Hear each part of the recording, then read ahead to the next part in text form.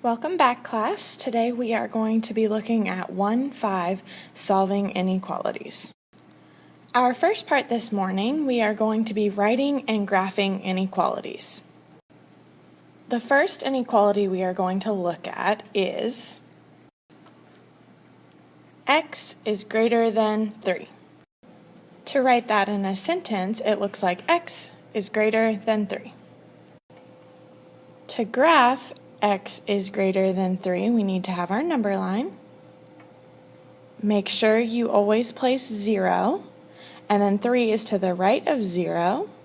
And then since it's just greater than, it's an open circle, and then you color in everything to the right of 3. So that's what the graph for x is greater than 3 looks like. Now the last thing we have to talk about is this new thing called interval notation, and this isn't in your book, so make sure you're taking really good notes.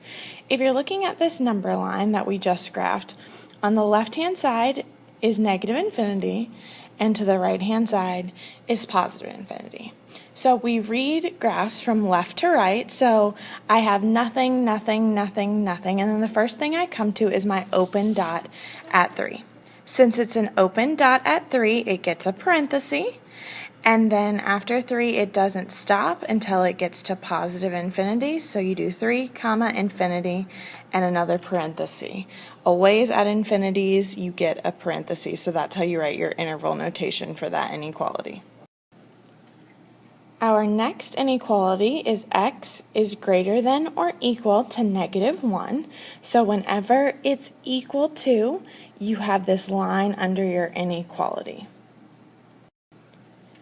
Now to graph x is greater than -1, I draw my number line. I place my 0. -1 is to the left of 0. Since it's greater than or equal to, instead of getting an open dot, it gets a colored in dot at -1. And then since 0 is greater than -1, we shade everything to the right-hand side of -1. So now on to our interval notation. Again, we always start on the left-hand side of our graph, and we have nothing, nothing, nothing, and then the first thing we come to is -1. So that's the first part of our interval notation. Now, since our dot is colored in, since it's greater than or equal to, instead of a parentheses, it actually gets a bracket now. And then after the -1, your graph is all colored in, and it's not going to stop until it gets to positive infinity. So infinity goes on the right-hand side, and remember, infinities always get parentheses. Our next inequality is x is less than -5.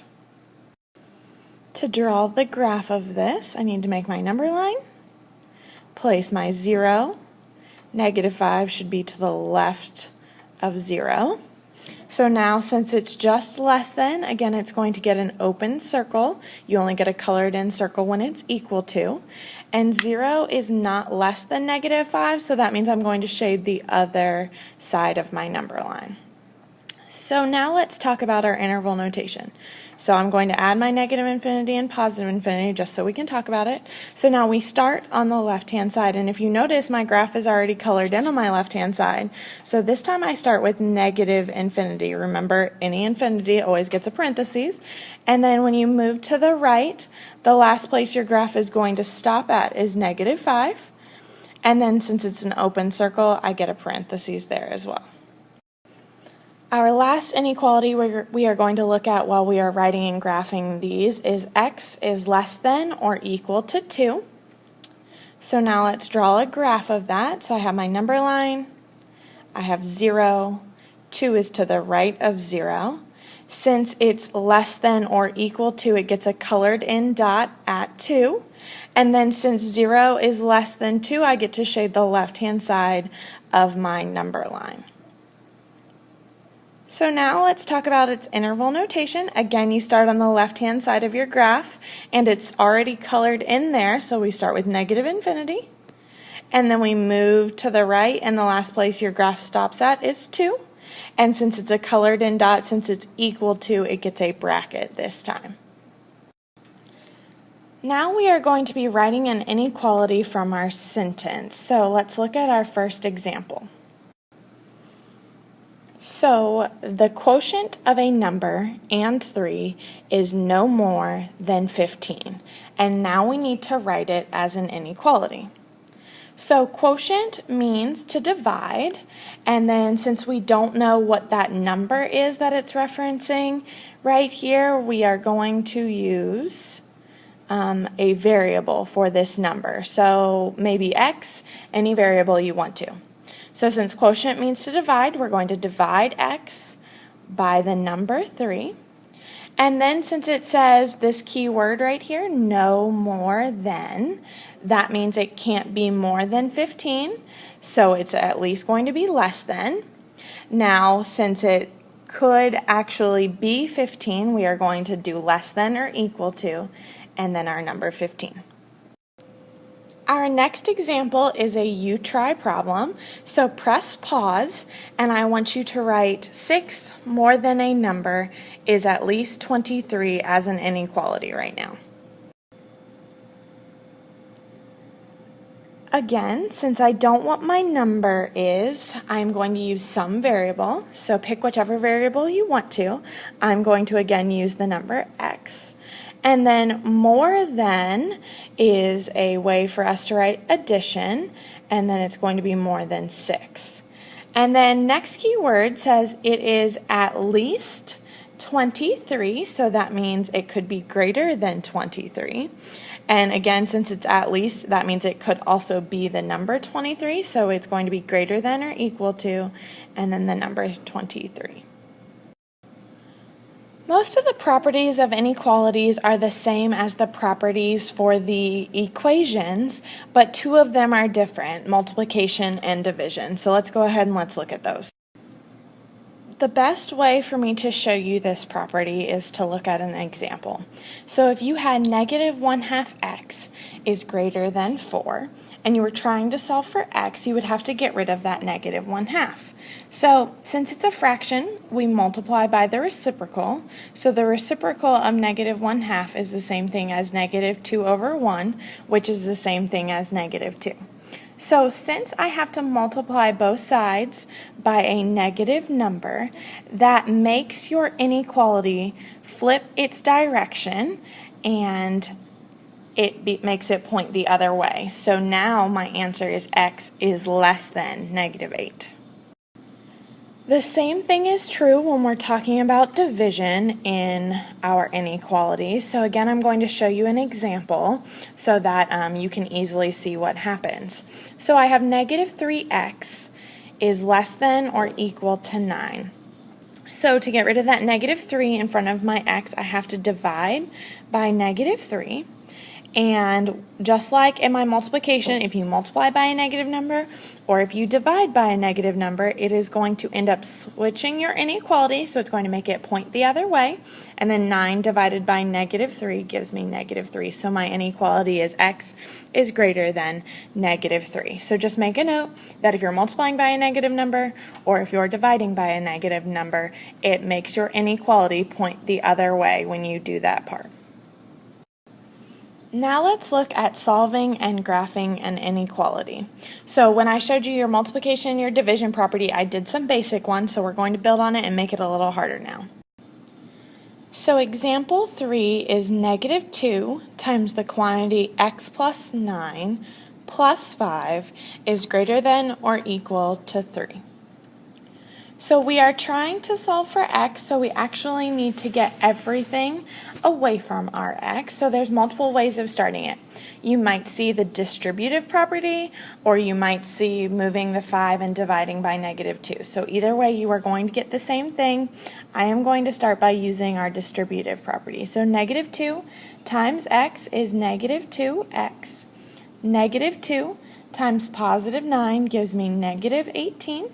I have nothing to do with my 5, so I bring down my 5, bring down my inequality, and my number. So now, if you look on your left-hand side, you have 2 numbers over here, so we need to combine like terms. So that gives me negative 2x, and then negative 18 plus 5 should give me negative 13. Again, bring down your inequality, bring down your number. So now it should be a very basic equation, but it just has our inequality. So to move negative 13 to the other side, we need to add 13. So bring down your negative 2x, your greater than or equal to, and 3 plus 13 gives me 16. So now to get rid of my negative 2 that's touching my x, I'm going to need to divide by negative 2. And again, guys, I need you to pay attention because we divided by a negative number. So it's going to take my inequality sign, it's going to make it point the other way, and 16 divided by 2 gives me negative 8. So now let's practice graphing this. So draw your number line. I always want you to place 0 on your number line so I know that you know where the numbers are going. And then negative 8 is going on the left-hand side. Since it's less than or equal to, it gets a colored in dot at negative 8. So since 0 is not less than or equal to negative 8, I need to color the other side. So that's the left-hand side. So now this is what our graph is going to look like. So now let's practice writing our answer in interval notation. I have negative infinity over here on my left-hand side, positive infinity on my right-hand side. When you start on your left-hand side, if you notice, you already have a graph. So I start with negative infinity. Remember, infinities always get parentheses. And then your graph stops when you get to negative 8, so that's our last number. And again, since it is less than or equal to, it is going to get a bracket for your answer. So example number 4 is a you-try problem. So press pause, and I want you to solve for x in the problem. 4 times the quantity x plus 3 minus 1 is less than negative 2 times the quantity 3x minus 6. So let's see if we got the right answer. So I'm going to start by using my distributive property. So 4 times x is 4x. 4 times 3 is positive 12. Bring down your minus 1. Bring down your less than sign. So now on my right-hand side, again, I need to use my distributive property. Negative 2 times 3x gives me negative 6x. Negative 2 times negative 6, be very careful there, is going to give you positive 12. Now, let's combine like terms on each side of our equation. So I have positive 12 minus 1, so that's going to simplify to 4x plus 11 less than, and then I have nothing to do on my right-hand side, so I need to just bring down my negative 6x and my plus 12. So I have 4x on my left-hand side, negative 6x on my right-hand side. Again, I always like moving the smallest variable, but if you do it the other way, you should get the exact same answer. So the opposite of negative 6 is positive 6. So 4x plus 6x gives me 10x. Bring down your plus 11, bring down your less than side, and you're just left with 12 on your right-hand side. So now, since you have your x's on the left-hand side, I need to move my numbers to the right-hand side. So the opposite of positive 11 is negative 11, and 12 minus 11 gives me 1. So now to get rid of my 10 that is in front of my x, I divide by 10. If you notice here, I'm dividing by a positive number though, so it should not change the way my inequality is pointing. And since you can't simplify 1 divided by 10, leave it as 1/10. So my inequality is x is less than 1/10. So let's practice drawing this on our graph over here. So I have 0. 1/10 should be to the right of 0. It's positive. Since it's just less than, it gets an open circle at 1/10. And 0 is less than 1/10, so we are going to color in the left-hand side of our inequality.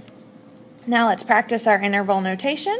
So again, you always start on the left-hand side, and you have a graph there. So I write negative infinity, and it gets a parentheses. And then my graph is going to stop when I get to 1/10, so that's my last number. And since it's just less than, it also gets a parenthesis as well. Our next part is no solutions or all real numbers as a solution. So let's look at example 5. So 4 times the quantity 2x minus 3 is less than 8 times the quantity of x plus 1. So I'm going to just start with my distributive property, 4 times 2x gives me 8x. And then 4 times negative 3 gives me negative 12. Bring down your less than sign. 8 times x gives me 8x. 8 times 1 gives you 8. So now look at both sides of the equation. They both have an 8x on them, so we're going to cancel that out. So I'm left with negative 12 is less than 8. Is that a true statement? Yes, so this is going to always be true. So if you were looking at that on a number line for it to always be true, your entire number line is actually going to be colored in because any value of x would make this statement true. So that means that your answer is going to be all real numbers. So in interval notation, all real numbers, or your entire number line is negative infinity to positive infinity. Example 6 is a you-try problem, so I want you to go ahead and press pause and solve 2 times the quantity of 6x plus 5 is greater than 4 times the quantity of 3x plus 4. Let's check your answer. So let's start with our distributive properties. So I have 2 times 6x gives me 12x, and then 2 times positive 5 gives me 10. Bring down your inequality. Let's use our distributive property again. 4 times 3x is 12x, and then 4 times 4 gives me plus 16. Again, on both sides, there's a 12x, so I can cancel those out. Bring down your 10 is greater than 16. Is 10 ever going to be greater than 16? No. So this is never true. So if you had a number line here, there is actually going to be nothing colored in on your number line because no matter what value of x we pick, it is never going to make this number true. So therefore, we have no solution to this problem. Now we are going to move on to compound inequalities, and those are when you join two inequalities with the words and or. We are going to start by solving an and inequality.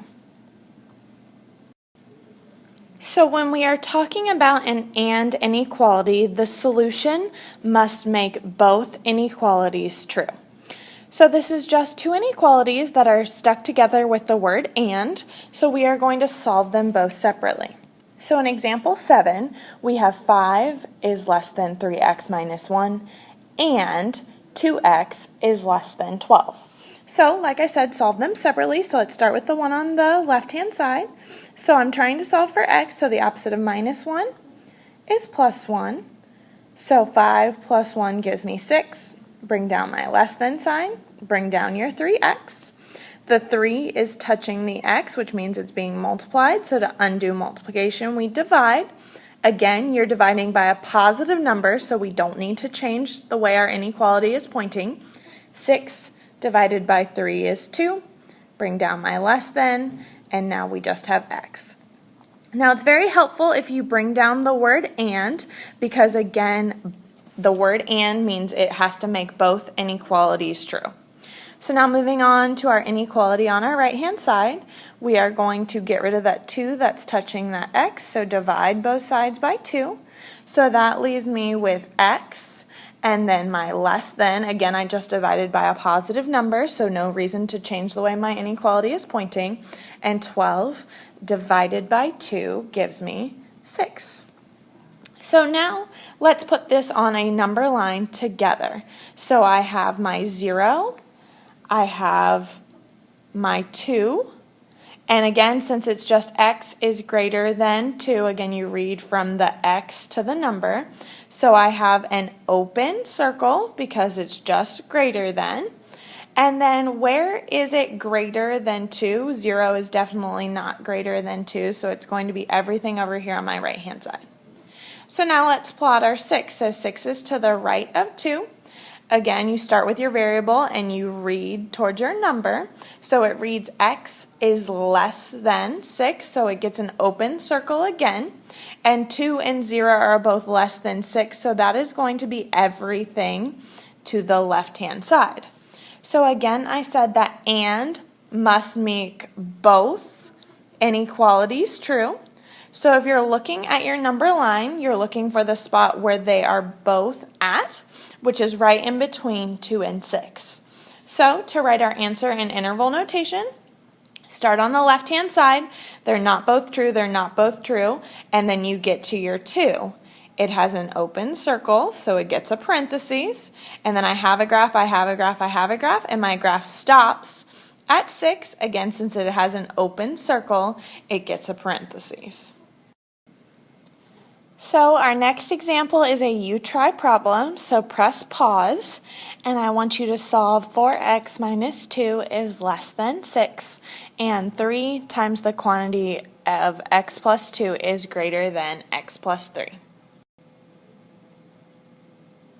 Again, you're working on both inequalities separately, so I'm going to start over here on my left-hand side. To get rid of my minus 2, I need to add 2. So that gives me 4x is less than or equal to 8. Then to get rid of my 4 in front of my x, I need to divide both sides by 4.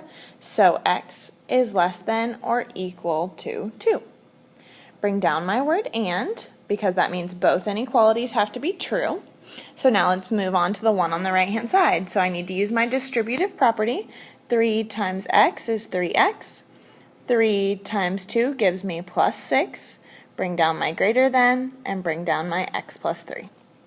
So now, since I have x's on both sides, I'm going to move the smaller one. So I'm going to subtract x. So that leaves me with 2x plus 6 is greater than 3. I need to get rid of that plus 6, so I'm going to do the opposite. I'm going to subtract 6. So that gives me 2x is greater than, and 3 minus 6 is going to give me negative 3.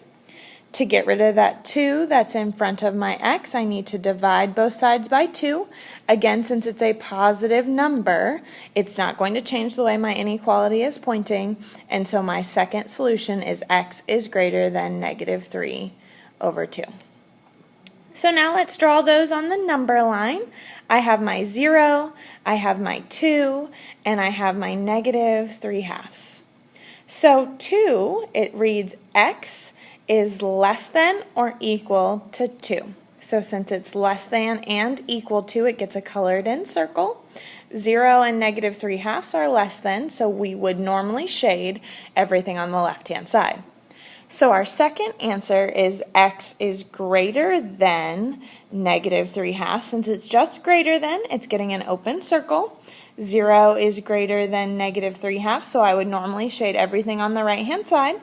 But since this is, sorry about the phone, guys. So again, since this is an and inequality, you need to make both true. So where are both of them going to be true at? Right here in the middle. So now let's write our interval notation starting on the left-hand side. No graph, no graph, no graph, no graph. The first part of my graph is at negative 3 over 2. Since it has an open circle, it gets a parentheses. And then I have a graph, I have a graph, I have a graph, and my graph stops at positive 2. Since it is a colored in circle, it is going to get a bracket. We just looked at and inequalities, and now we are going to be moving on to or inequalities. And the word or means that it makes either inequality true. So and meant it had to make both true, or means that it has to make either or true. So let's look at our first example, example number 9. So we have 7w plus 3 is greater than 11, or 4w minus 1 is less than negative 13. So just because it has the word or, you treat it the same way you did your and problems. You're going to start with your inequality on your left-hand side. So I'm going to start by subtracting 3 because it was positive 3. So that leaves me with 7w is greater than, and then 11 minus 3 gives me 8. To get rid of my 7 that's touching my w, I need to divide by 7. Again, I divided by a positive number, so no reason to change the way your inequality was pointing. And I can't simplify that, so it's going to be W is greater than 8/7. Bring down my word or because that tells us how to answer our questions. And now let's move on to our other inequality. I'm going to start by adding 1 to the right-hand side. So that gives me 4W is less than, and then negative 13 plus 1 is going to give me negative 12. Again, I got to get rid of that 4 that's touching that W, but it's a positive number, so it's not going to change the way your inequality is pointing. And your answer is W is less than, and then negative 12 divided by 4 is negative 3. So let's look at these on our number line. So I have my 0, I have 8/7 to the right of 0, I have negative 3 to the left of 0. So this reads W is greater than 8/7. So it's just greater than, so it gets an open circle. 0 is not greater than 8/7, so you would shade everything to the right-hand side. Now moving on to our other inequality, this reads W is less than negative 3. So since it's just less than, it gets an open circle. And then where is it less than negative 3? To the left. And now if you notice, I have a gap in my graph. And all what I'm trying to do is make either or inequality true. So you're actually going to shade this portion and this portion because that's the part of the graph that makes either inequality true. So that means I'm going to have two parts of my interval notation. So let's start over here on my left-hand side where I have my negative infinity. And if you notice, I already have a graph here. So it's going to be from negative infinity, and then my graph stops when I get to negative 3. Again, since this is an open circle, it gets a parentheses. And then since you're jumping all of this, we have to use this U, and that stands for union because you're joining two parts of your graph. So then if you notice, your graph starts back up again at positive 8/7, and since it has an open circle as well, it gets a parentheses. And then your graph is going to stop when you get to positive infinity, and your infinities always get parentheses. This is our last example, guys, so I want you to press pause and I want you to try 16 is less than 5x plus 1, or 3x plus 9 is less than 6. Let's check to see that we did it right. So we're solving both separately. So I'm going to start by subtracting 1. So 16 minus 1 gives me 15. Bring down my less than sign. Bring down your 5x. I have to divide by a positive number, so it's not going to change the way my inequality is pointing. So that gives me 3 less than x. But remember, you read from the variable to the number, so that means x is greater than 3. Let's bring down our word or. Now let's solve our other inequality. So I'm going to start by subtracting 9, bring down my 3x, and then 6 minus 9 gives me negative 3. Again, I'm going to divide by a positive number, so it's not going to switch my inequality, and I get that x is less than negative 1. So let's put those on a graph together, and remember the word or means that either has to be true. So I have 0, I have negative 1, and I have 3. So x is greater than 3, so it gets an open circle. You would shade everywhere to the right. X is less than negative 1. You would shade everything to the left. Since it's or, you're making both true, so make sure you shade your graph appropriately. Now let's write our interval notation. So again, you always start on the left-hand side. I have a graph on my left-hand side, so I start with negative infinity, and then my graph stops at negative 1. Since it's an open circle, it gets a parenthesis. Now remember, I'm jumping in my graph, so that means I have to use my union to join the two parts. My graph starts again at 3. It gets a parenthesis because it was an open circle, and then my graph stops when it gets to, when it gets to positive infinity, not negative infinity. And so I put my infinity over here. And that's my final answer.